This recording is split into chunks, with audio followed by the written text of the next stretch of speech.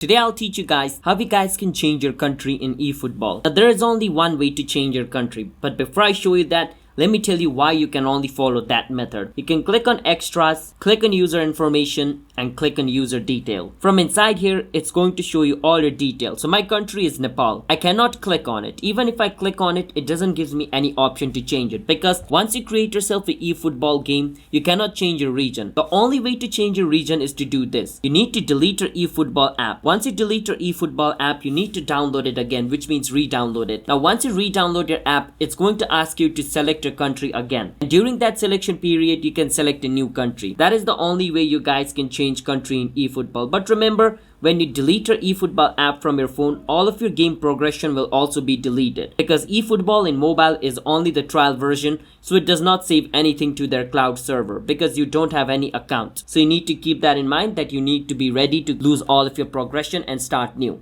So I hope you understand how you guys can change country in eFootball. So if you guys found our video helpful, hit the subscribe to our channel How to Guide. I'll see you guys next time.